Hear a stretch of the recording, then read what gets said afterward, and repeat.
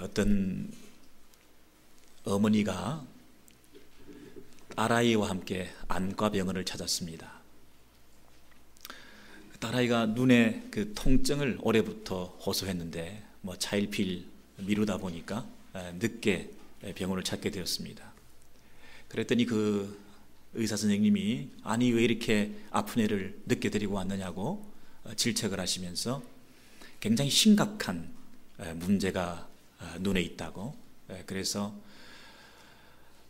실명을 하게 될지 모른다. 현대의학으로는 참 고치기 어려운 눈인데 이 질병을 고치기 위해서는 앞으로 어떻게 해야 될지 모르겠다 나도.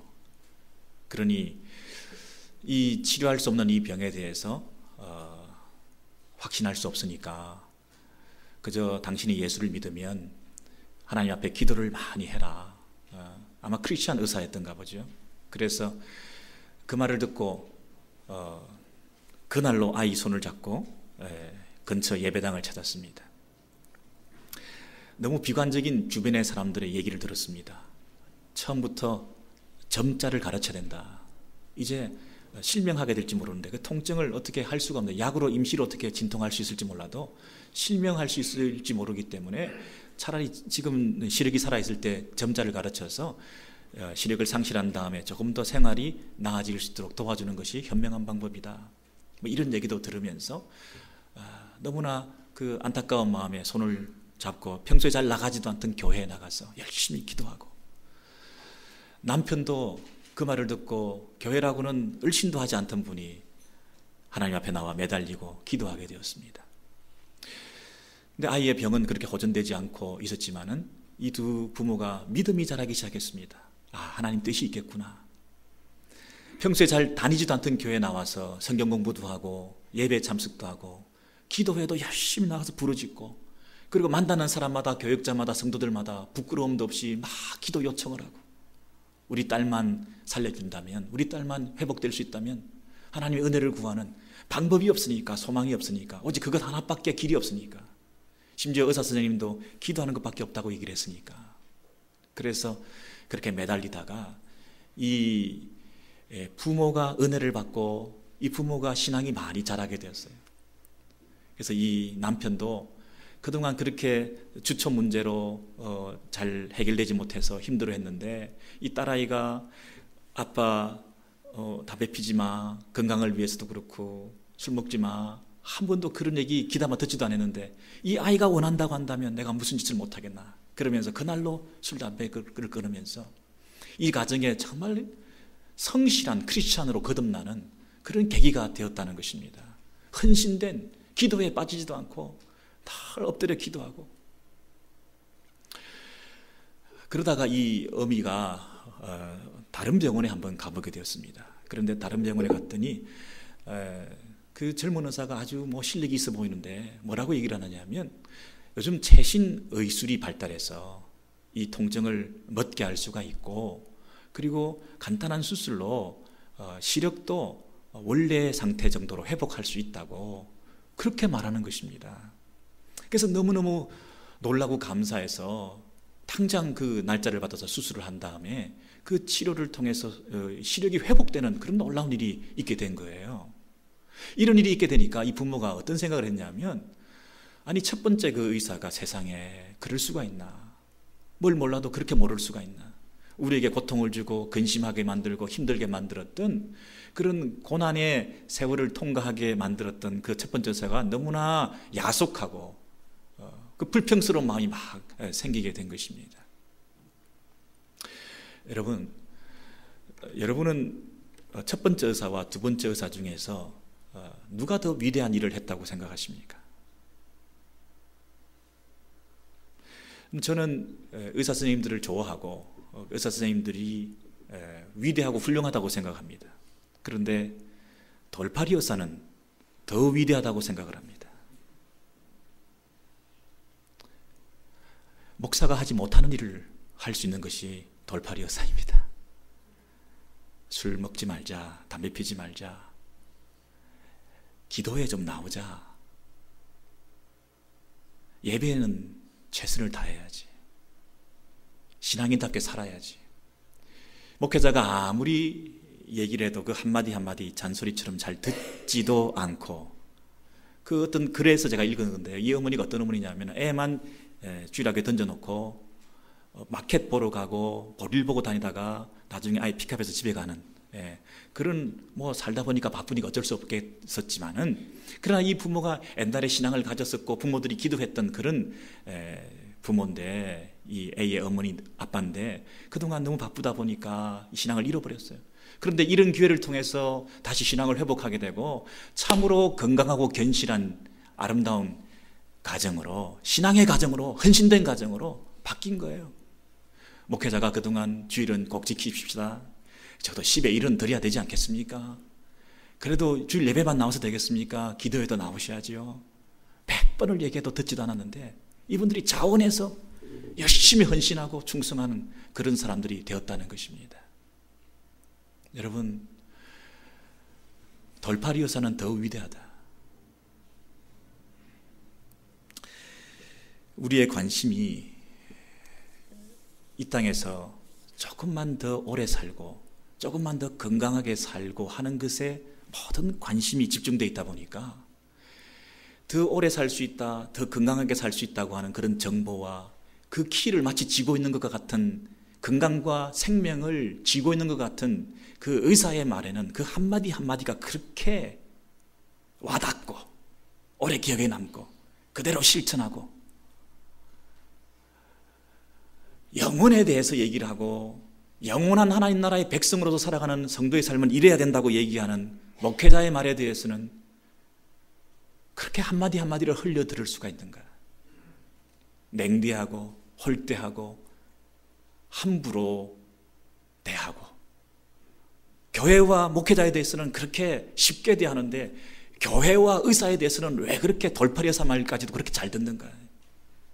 모든 건강정보, 건강보조식품 그 광고에 그렇게 현혹되면서 복음에 대한 소개와 광고에 대해서는 그렇게 우리가 둔감한가?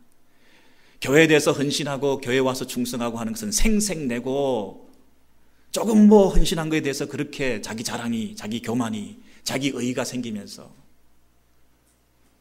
여러분, 이런 시점에 저와 여러분은 한 번 정도는 돌팔이 여사가 필요한 것 아닌가? 어떤 경고의 사인이 저와 여러분에게 필요한 것 아닌가? 무엇이 가장 중요하고 우리의 관심이 가 있는가? 나를 울게 만들고 나를 웃게 만드는 것은 무엇인가요? 나를 일어나게 만들고 나를 주저앉게 만드는 것은 과연 무엇인가요? 나를 비통하게 만들고 나를 감격스럽게 만드는 것은 과연 뭔가?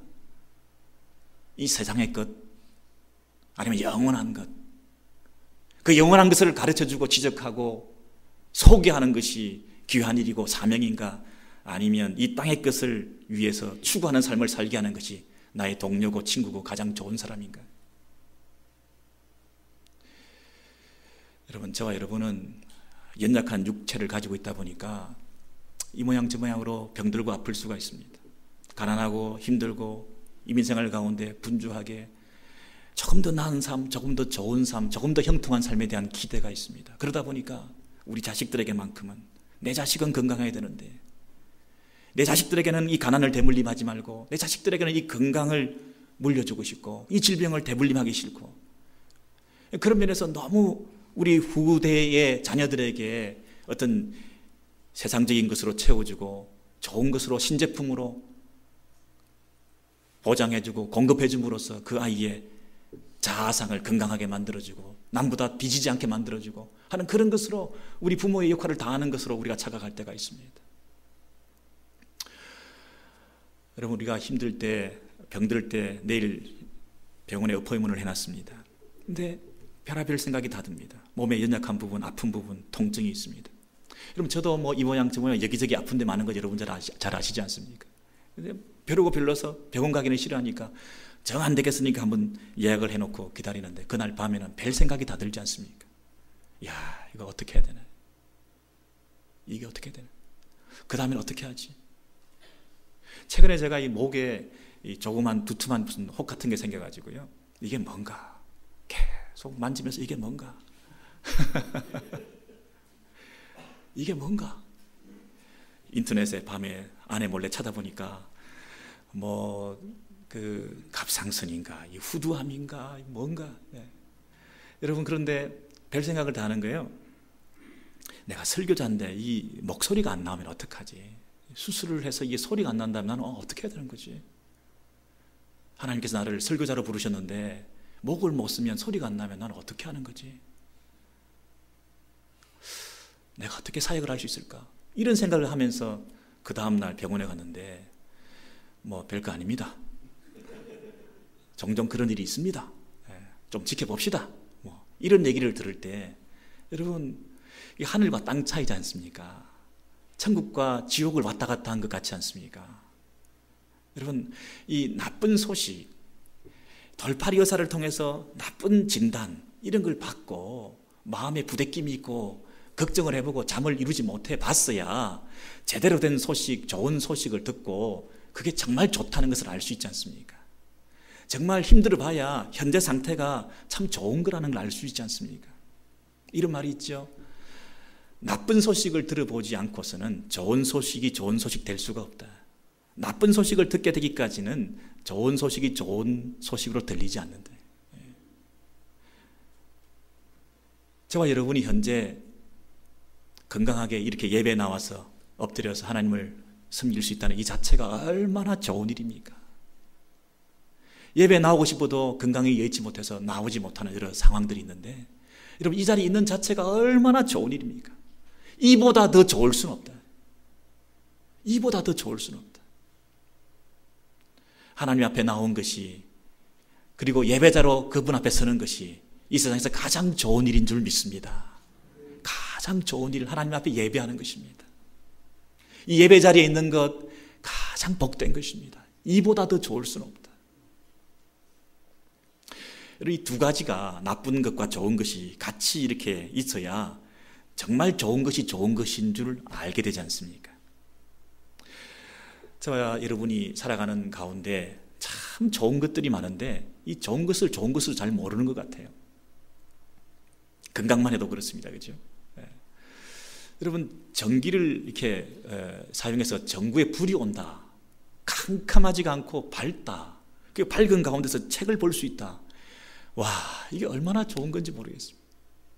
우리 유아부 지금 공사를 관리부 우리 장로님 집사님들이 하고 계시는데요. 시간과 물질을 들여서 자원해서 수고해 주셔서 너무 감사한데, 저는 그것을 보면서 너무 속으로 이런저런 생각을 많이 했는데요.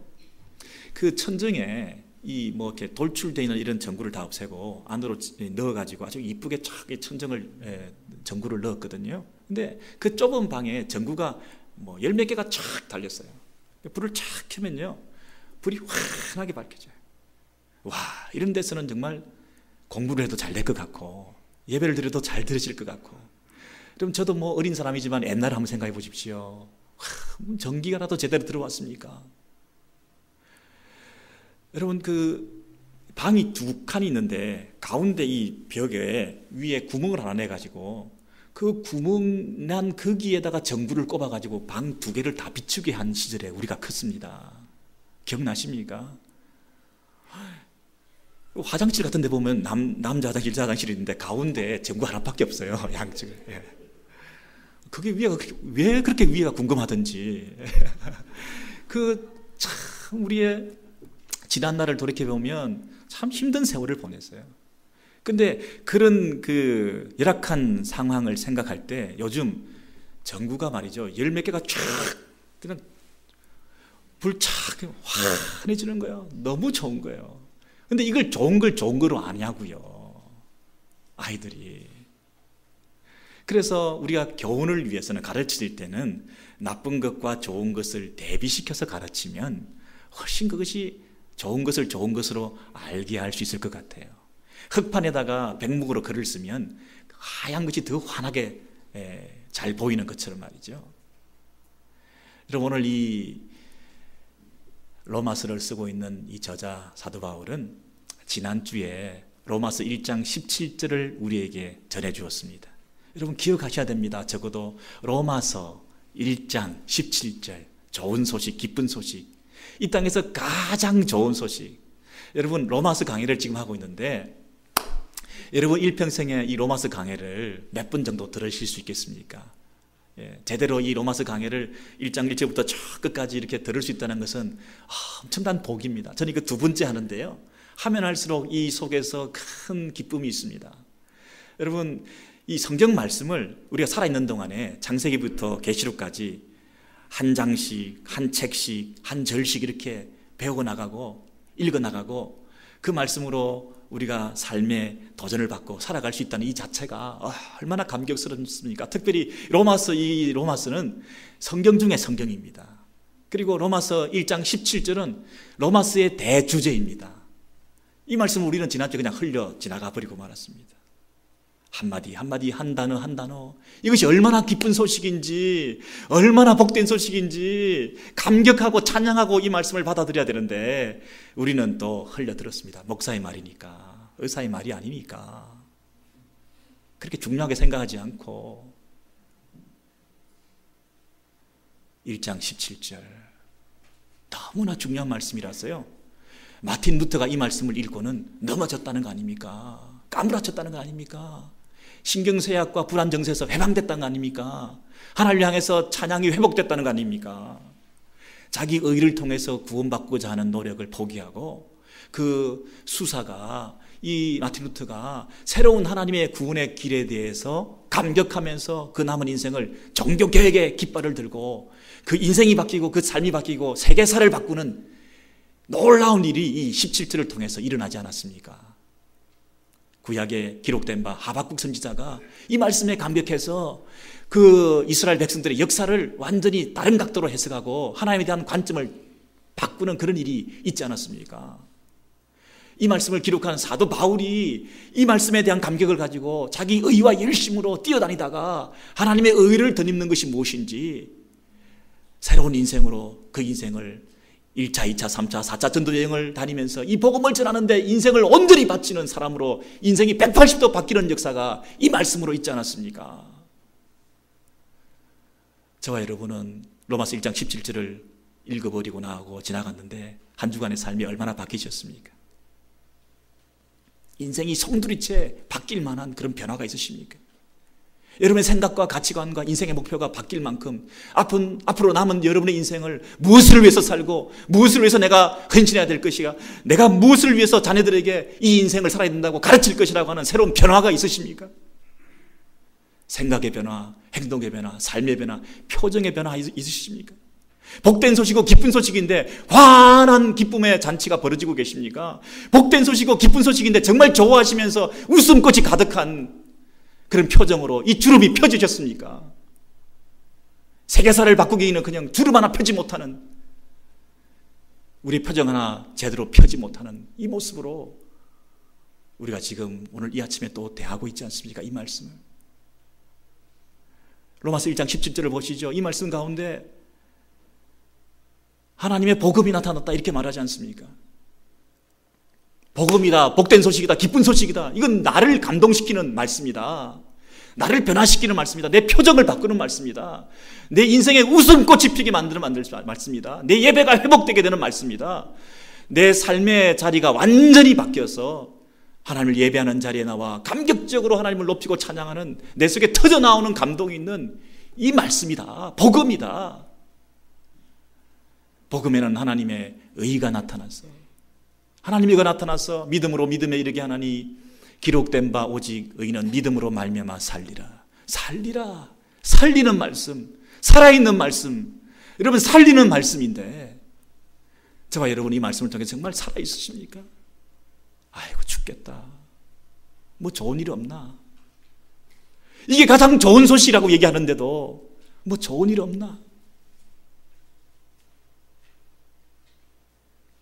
여러분, 이 17절을 좋은 소식을 전해주고 난 다음에 너무나 좋아하는 기색이 안 보이시니까 사도 바울이 18절을 주시는 거예요. 비교해봐라. 이게 정말 좋은 소식인지 아닌지 한번 비교해봐라. 너희가 원래 이런 사람들이다, 이런 실상이다. 나쁜 소식, 나쁜 소식. 우리의 현재 상태가 예수 믿기 전에 어떤 모습이었는지를 보여줌으로써 저것이 좋은 것이 좋은 것으로 드러나게 만들고 있어요. 18절 보시죠. 하나님의 진노가 불의로 진리를 막는 사람들의 모든 경건치 않음과 불의에 대하여 하늘로조차 나타나나니. 여러분, 나타났다는 말이 17절과 18절에 두 번 나타나죠. 17절에는 하나님의 의가 복음이 나타났습니다. 18절에는 하나님의 진노가 하늘로부터 위로부터 쏟아 부어졌습니다. 나타났습니다. 여러분, 17절과 18절을 같이 대조해서 보시면요, 복음에는 하나님의 의가 나타나서 믿음으로 믿음에 이르게 하나니 그랬잖아요. 그 밑에는 뭐라 되어 있습니까? 하나님의 진노가 모든 경건치 않음과 불의에 대하여 하늘로부터 나타났다, 이렇게 되어 있습니다. 그래서 여러분, 하나님의 진노, 하나님의 심판, 그 하나님의 진노와 심판 아래에 있는 인생들이 얼마나 비참한 상태에 있었는가 하는 것을 보여줌으로써 그 하나님의 의라고 하는 것이, 복음이라고 하는 것이 얼마나 복된 소식이고 기쁜 소식인가 하는 것을 대조적으로 드러내 보여주시고자 한 것입니다. 여러분, 이 17절과 18절의 말씀을 비교해 보시면 얼마나 이 인류 가운데 이 복음이 복음인가 하는 것을 알 수가 있습니다. 모든 인류는, 모든 인생들은 뭐라고요? 하나님의 진노 아래에 있는 자다 하는 뜻입니다. 여러분, 저와 여러분을 비교해서 대조해서 자꾸 생각하지 말고, 세상과 예수 믿는 사람들을 자꾸 이렇게 비교해 보지 말고 모든 인류를 다 한 가지로 이렇게 생각해 보십시오. 그리고 그 사람에 대해서 정의를 내리면 나는 누구라고요? 하나님의 진노의 대상이다 하는 거예요. 사람에 대해서 개념을 정리하면 뭐라고요? 사람은 누구라고? 하나님의 진노의 대상이다. 하나님의 진노의 대상이라는 얘기는 다른 소망이 없다 하는 뜻입니다. 하나님의 진노의 대상인데 그 진노의 주체가 누구냐면 하나님이십니다. 하나님께서 쏟아 부어주시는 진노가 있다는 것입니다. 근데 하늘로부터 그랬습니다. 그 말은 위에서 이글거리고 지글거리는, 부글거리는 그 불타는 하나님의 심판과 하나님의 멸망의 그 저주가 위로부터 쏟아 부어진다는 것입니다. 그것이 위로부터 쏟아 부어져서 우리 머리 위에 그 맹렬하게 쏟아 부어질 수밖에 없는 것이 우리 인생이라는 거예요. 그 예외가 없습니다. 모든 인류는 하나님의 진노 아래에 있는 자들이다. 이 하나님의 진노에 대해서 말하지 않고 우리가 하나님의 의에 대해서, 하나님의 사랑에 대해서, 하나님의 은혜에 대해서, 하나님의 구원에 대해서 얘기를 할 때 이것이 그렇게 실감나지 않습니다. 우리가 전도할 때도 이 하나님의 진노에 대해서 먼저 말하지 않고 하나님은 사랑의 하나님이다, 이 얘기만을 할 때 그 사랑이 정말 어떤 사랑인지에 대해서 잘 알 수가 없습니다. 하나님의 복음에 대해서 얘기를 할 때 이 진노 아래에 있는 상태에서 건져주신 것에 대한 감사가 없이 이 복음의 가치를 잘 알지 못합니다. 내가 구원받아야 될 필요가 없는 사람이라고 생각하는 사람 앞에 구원에 대해서 얘기를 해줄 필요가 없다는 것입니다. 물에 빠져 있어서 살려달라고 하는 사람도 아닌데 우리가 살려주겠다고 손을 내밀 때에 그 손을 뿌리칠 가능성이 많다는 것입니다. 우리가 복음을 전하는데 그 복음의 능력과 그 복음의 가치를 알지 못하고 사람들은 그저 복음을 이 땅에 살아가는 동안에 필요한 또 하나의 필요한 장신구처럼, 장식물처럼 생각할 때가 있습니다. 하나님의 진노에 대해서 우리가 말하지 않고 복음을 말하면 사람들이 복음을 우습게 생각하고 복음의 가치를 잘 알 수 없게 됩니다. 마치 우리가 전도를 할 때도 통사정을 하면서 한번 와달라는 식의, 와보라 하고 이렇게 당당하게 말하는 게 아니라 한번 와주시겠어요? 믿으면 좋다는데? 여러분, 이런 애걸 하게 되는 마음으로, 표정으로, 태도로 전도를 할 수밖에 없는 거죠. 인간이 하나님의 진노의 대상이라는 사실을 우리가 분명히 알려주고 예수천당, 불신지옥, 오히려 이렇게 말하는 것이 예수 믿지 않으면 다 지옥 갑니다. 오직 예수 믿는 것밖에는 방법이 없습니다. 이렇게 외치는 것이 원색적인 것 같지만 오히려 정직한 복음 전파가 아닌가. 하나님의 진노 아래에 있으면서도 우리는 이 땅에서 살아가는 사람들은 그것이 진노가 진노인 줄 모르고 하나님의 진노가 머리 위에 쏟아 부어지고 있는 상태인데도 불구하고 이 땅에서 무슨 좋은 소식이나 없나 이렇게 착각하고 살아갈 때가 있습니다. 제가 최근에 어떤 분하고 대화를 하면서, 우리 교회는 아니지만, 목사님 요즘 뭐 좋은 소식 없어요? 그분이 나를 목사라고 부르는 걸 보면 그분은 성도입니다. 그런데요, 뭐라고 얘기를 하냐면, 아이 뭐 누가 뒤에 차라도 한 대 안 받아주나? 자동차 뒤에 누가 차를 자기 뒤에서 탁 받아주면 뭐 좋은 일이 생기나 봐요. 세상에 그런 얘기를 들으면 이 불편한 진실이에요. 우리 성도들의 현실상, 영적 수준, 그게 좋은 소식이라고요. 성도가 우리 좋은 소식을 받은 자들인데요. 여러분, 이 로마서는 누구에게 쓴 책입니까? 로마 교회 교인들에게 쓴 책입니다. 불신자? 아닙니다. 로마 교회 성도들에게 이 로마서를 쓰고 있습니다. 그 말은 뭐죠? 로마 교회 성도들아, 무엇이 좋은 소식이냐? 그 핍박과 고난의 로마 교회 상황 속에서도 너희가 가장 좋은 소식을 가진 자들이다, 이런 뜻입니다. 네로 황제의 핍박 상황 속에서도 그 로마 교회 성도들에게 위로의 메시지입니다. 너희가 가장 좋은 소식이다. 원래는 진노의 자식들인데, 원래는 하나님의 저주를 받을 수밖에 없는, 심판받아 멸망받을 수밖에 없는 인생들인데, 너희는 하나님의 은혜로 구원받아 하나님의 자녀가 되었다. 그리고 로마 교회에 속하게 되었다. 이 예수 믿는 공동체 안에 들어있다는 것이 얼마나 감격스러운 일인 줄 아느냐? 로마 교회 성도들아, 힘을 내어라. 가장 좋은 것을 가졌다. 이보다 더 좋을 수는 없다. 예수 안에서 이보다 더 좋을 수는 없는 이 복음을 가진 자들이 세상에 있는 어떤 좋은 것을 추구하면서 뭐 좋은 일 없나? 여러분, 이런 수준 낮은 이런 얘기를 해서 되겠습니까? 오늘날 이 시대의 성도들의 영적 수준이 이 정도라고 하는 그 불편한 진실에 대해서 여러분, 우리 각성해야 되지 않겠습니까? 가장 좋은 것을 가진 자들이 가장 좋은 것을 좋은 줄 모르고 뭐 다른 좋은 거 없나? 로마 교회 성도들아, 그 핍박 상황 속에서도 예수 안에서, 복음 안에서, 교회 안에서 있는 그 하나님의 백성됨이 가장 좋은 것이다. 여러분, 로마 교회 성도들이 이 복음을 받아들고 이 말씀을 들고, 그렇구나, 이보다 더 좋을 수는 없구나, 이것이 복음이구나, 그렇게 감격하지 않았겠습니까? 저와 여러분의 지금 시선이 어디를 향해 있습니까? 이보다 더 좋을 수는 없다. 하나님의 의의를 덧입었다. 자기는 하나님 앞에 설 수 없는 자이지만 하나님의 저주를 받을 수밖에 없는 진노의 자식들이지만은, 그러나 예수 그리스도, 그분이 우리를 위해서 대신 그 저주를 다 받으심으로 그분이 이루신 그 의의를 힘입어 우리가 하나님 앞에 설 수 있는, 구원받은 하나님의 자녀가 될 수밖에 없는 이 놀라운 은혜와 이 사랑 가운데 하나님의 구원의 손길을 경험하고 하나님을 하나님으로 대접해드리고 하나님을 예배하면서 이 자리에 속해 있는 이 핍박상 속에서도 하나님의 공동체를 지키는, 이 믿음을 지키는 하나님의 자녀가 되었다는 이 사실이 얼마나 좋은 일인가. 이보다 더 가치 있는 일은 없다. 하나님을 예배하는 것보다 더 좋은 일은 없다. 잠시 잠깐 사는 인생 가운데 하나님을 제대로 예배하고 하나님 자녀로 살아가는 이 하나님의 백성됨이 가장 좋은 일이다. 여러분, 이런 고백과 이런 간증이 있는 그 로마 교회가 되었던 것처럼 우리 오렌지힐 교회 가운데서도 여러분, 이런 고백이 있어야 되지 않겠습니까?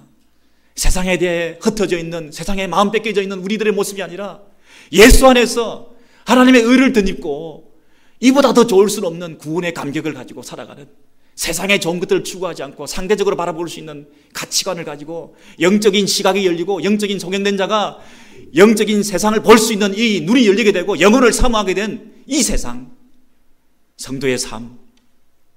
여러분, 우리가 이 땅에서 열심히 살아야 되겠습니다만은 하나님이 오늘 밤에 우리를 부르신다 하더라도 우리는 천국에 가서 영원히 하나님을 노래하고 예배할 수 있는, 하나님의 자녀로서 살 수 있는 그 놀라운 특권을 가졌다는 사실 때문에 이보다 더 좋을 수는 없다. 감사합니다. 여러분, 이런 감격이 있어야 되지 않겠습니까? 조금 더 살아야지. 애들은 어떡하고? 조금 더 건강해야지. 뭐 더 좋은 것 없나? 여러분, 이런데 우리의 마음이 다 뺏겼어. 신앙적으로 권면하고 말씀으로 성경이 얘기를 하고 목회자가 이것이 옳은 길이라고 제시를 하는데도 불구하고 그것이 가장 우선순위가 되지 못하고 예배를 등한히 하고 모이기를 힘쓰지 않고 우리의 물질을 주의 것으로 바치지 않고 내 것을 위해서, 미래를 위해서, 자녀를 위해서 움켜쥐고 있으면서, 여러분, 이런 성도의 삶을 살아가는 것이 정말 좋은 것을 소유한 사람의 모습이겠습니까? 정말 영혼을 사모하고 복음을 소유하고 가장 좋은 것을 위해서 헌신하고 투자하는 인생이 우리의 삶의 모습이 그렇게 나타나겠습니까? 여러분의 시간과 물질의 사용이 여러분을 향한 하나님의 계획과 섭리가 분명히 있음에도 불구하고 우리의 모습이 너무나 등한하고 나태하고 안주하고 세상적이고 세속적이고 뭐 좋은 일 없나? 한번 누가 안 받아주나? 정말 비참한 이 불편한 진실, 성도의 삶. 오늘 이 시간 로마 교회의 그 핍박 상황 가운데서 하나님께서 로마스를 로마 교회에 보내셔서 그 성도들을 위로했던 것처럼 사자굴 속에 들어가더라도 예수 믿는 것이 이보다 더 좋을 수 없다. 순교를 당하면서도 이보다 더 좋을 수는 없다. 이 좋은 소식을 가진 사람으로서 감격하고 찬송하고 노래했던 그 성도들의 로마 교회의 상황들을 우리가 보고 배우면서 우리의 모습들을 좀 여러분 돌아보셔야 되지 않겠습니까? 17절과 18절을 대조시켜주면서 우리는 진노의 자식들이다. 근데 하나님의 은혜로 구원받은 백성들이 되었다. 너무나 감사하죠. 영원히 멸망당할 수밖에 없었던 우리들을 영원히 영생 가운데 살려주셨으니까요. 요한복음 3장 16절은 영생의 말씀, 생명의 말씀, 복음의 말씀이기도 하지만 멸망의 말씀, 심판에 대한 경고이기도 합니다. 하나님이 세상을 이처럼 사랑하사 독생자를 주셨으니 이는 저를 믿는 자마다 멸망치 않고 영생을 얻게 하려 하십니다. 생명을 얻는다 그랬습니다. 멸망치 않고 예수 믿지 않으면 여러분 멸망할 수밖에 없는 인생, 심판에 대한 경고입니다. 이래도 되고 저래도 되는 게 아니라 여러분 양쪽 두 날개와 같습니다. 하나님의 진노의 메시지와 멸망에 대한 메시지와 하나님의 구원과 사랑에 대한 메시지가 새 두 날개처럼 같이 있는 것이지, 하나는 받아들이고 하나님 사랑만 받겠다, 하나님은 사랑하시는 분인데 진노하실 리가 없지, 그런 게 아닙니다. 두 개를 다 받아들이시든지 두 개를 다 안 받아들이시든지 하셔야 되죠. 어떤 사람들은 지옥은 없다, 하나님은 우리를 사랑하시는데 뭐 사랑이 많으신 분께서 당신의 사랑하는 백성들을 지옥불에 던져놓겠냐? 그렇지 않습니다, 여러분. 하나님의 진노, 그것이 하나님의 사랑을 더 잘 드러내주는 것입니다. 우리가 진노 아래에 있을 수밖에 없었는데 하나님께서 당신의 그 불타는 사랑으로 당신의 아들까지 내어던지시면서 그 진노의 불덩이에서 우리를 건져내시는 그 하나님의 놀라운 사랑, 세상에는 없는 사랑, 그 사랑 때문에 우리는 감격하고 내 생명을 불덩이에 사자굴 속에 집어던진다 하더라도 시간과 물질과 정성을 다 바쳐서라도 하나님 백성답게 살기로 새롭게 결단하는 것입니다. 그것이 신자입니다. 많은 사람들은 이 인생의 문제에 대해서 아주 민감요법 수준에서 그 문제를 트리트먼트 하려고 하는 사람들이 있습니다. 괜찮다는 거예요. 우리 속에 있는 이 비참한 문제, 죄 문제, 죄로 말미암아 죽을 수밖에 없는 사망의 문제, 죄로 말미암아 영원히 멸망당할 수밖에 없는 이 심판의 진노의 자식의 그늘 아래 우리가 있다고 영원히 신음할 수밖에 없는, 우리는 비참하고 소망이 없는, 우리는 가치가 없는, 우리는 죽어있는 그런 존재라고는 사실을 인식시켜줘야 되는데, 그 가운데서 건져주어야 정말 구원이 있고 감격이 있고 은혜가 있는 것이고 하나님의 사랑을 제대로 깨달을 수 있는데, 우리가 심판의 진노의 어두운 그림자 아래에 있다는 사실을, 우리가 죄가 있다는 사실을 잘 드러내주지 않습니다. 적당히 그 문제를 민간 요법 차원에서 적당히 이렇게 반창고나 붙여주고 고약이나 발라주는 그런 모습으로 우리의 근본적인 문제를 비참하지 않은 것처럼 자기 긍정을 가르치고 자아 개발을 가르치고 자기 가능성을 부추기고 할 수 있다. 여러분, 긍정의 힘을 가르쳐서 내가 스스로 뭔가를 잘 할 수 있는 것이냐, 속의 깊은 곳에서 더럽고 추하고 악한 것들이 해결되지 못하는 것들이 있는데, 여러분 그렇습니까? 과연 어떤 사람이 식당에 가서 탕을 시켰는데 그 탕에 여러분 먹다 보니 파리가 한 마리 빠져 있는데, 파리 한 마리가 빠져 있는 그 음식을 여러분께서 파리 이 정도야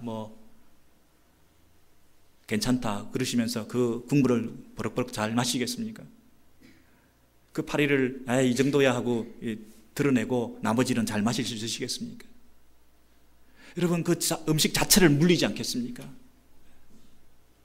여러분 속에 작은 죄라도 해결되지 못하고 있는 것들, 여러분 속에 근본적인 이 죄 문제, 하나님께서 해결해 주시지 아니하시면, 하나님의 의를 덧입지 않으면 해결되지 못하는 근본적인 죄 문제가 우리 속에 있는데, 겉으로는 버젓하게 우리가 현대인처럼 이렇게 잘 살고 있습니다만은, 겉으로는 정말 우리가 정직한 사람인 것처럼, 겉으로는 우리가 굉장히 세련된 사람인 것처럼 이렇게 잘 살고 있습니다만은, 여러분 속에 있는 이 죄 문제가 해결되지 않고 있는데, 여러분을 과연 사람 구실하도록 하나님께서 쓰시겠습니까? 죄가 있을 때는 사람을 무능하게 만드는 것입니다. 죄가 사명을 흔들리게 만드는 것입니다. 죄가 사람을 무능력하게 만드는 것입니다. 인간의 근본적인 문제인 이 죄를 간과한 채 별 문제가 없는 것처럼 죄를 덮어둔 채 자기 긍정만을 가르쳐서 우리가 뭔가 할 수 있다고 자꾸 이렇게 세워주는 것이 인생의 행복이 아니고 성공이 아닙니다. 여러분, 그저 이 땅에서 백화점에 나열해 놓는 많은 상품들처럼 우리가 선택받기 위해서 이 상품이 좋습니다, 이것을 선택해 주세요, 호객하면서 이것을 믿으세요, 이것을 믿으세요, 이것을 사주세요 하는 그런 차원에서 우리의 복음이 아니라, 다른 종교들도 다 나와서 가판을 차려놓고, 불교도 유교도 천주교도 다 나와가지고, 몰몬교도 유사 사이비 정복 상품까지 다 나와가지고 호객하면서 팔고 있는 그 가운데 우리도 이것이 좋습니다, 믿어보시라니까요. 이게 아니고요, 당신은 진노의 자식입니다. 오직 이 복음 외에는, 예수 외에는 소망이 없습니다. 당신은 비참한 죄인입니다. 여러분 속에 있는 그 더러운 죄를 해결하지 않고서는 십자가를 통해서 예수의 복음의 능력으로 여러분이 새롭게 거듭나지 않고서는 여러분은 영원한 멸망에 떨어질 수밖에 없는 죄인입니다. 오직 소망 예수, 오직 소망 예수의 십자가, 이것이 우리의 살 길입니다. 의인은 믿음으로 살리라.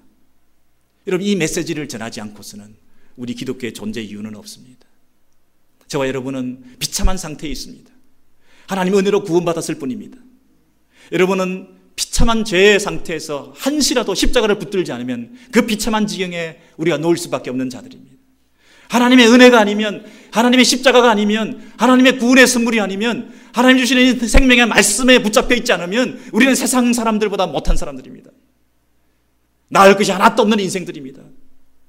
우리는 소망이 없습니다. 가능성이 없습니다. 유일한 소망 하나가 있다면 십자가 붙드는 것입니다. 말씀 붙드는 것입니다. 우리는 무능력한 자입니다. 우리는 자기 자랑밖에 모릅니다. 교만한 자입니다. 자기 의의밖에 드러낼지 모르는 자입니다. 작은 일에도 생색내는 자들입니다. 건강 문제로, 가난 문제로, 질병 문제로, 자녀 문제로 벌벌벌 떨고 있습니다. 돌팔이 여사가 한마디만 해도 한숨 쉬면서 그동안 있었던 신앙 다 까먹고 마치 세상이 다 무너진 것처럼 그렇게 나약한 인생입니다. 아무것도 아닌 인생들입니다.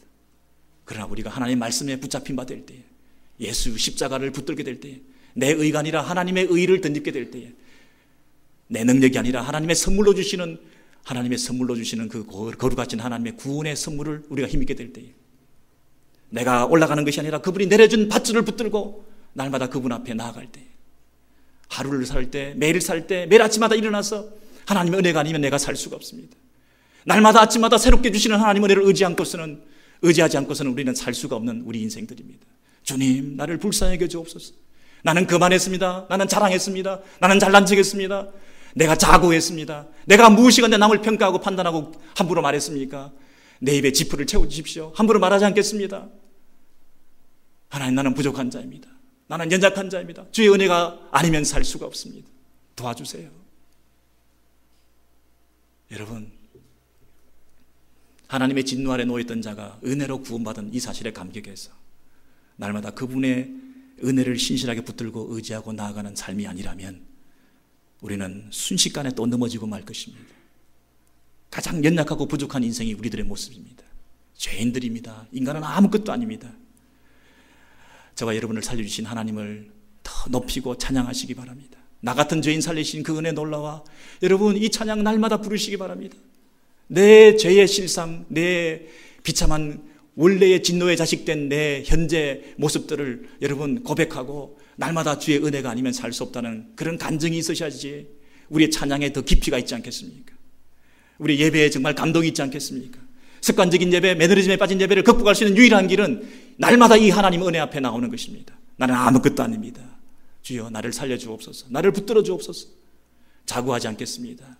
여러분, 이런 고백이 저와 여러분 가운데 있게 되기를 바랍니다. 로마서 1장 17절과 18절의 그 간격을 우리 주님께서 하나님의 은혜로 메워주시고 남은 인생 더 주를 위해서 힘껏 달려가시는 저와 여러분 되시기를 바랍니다. 405장 마음 닮아서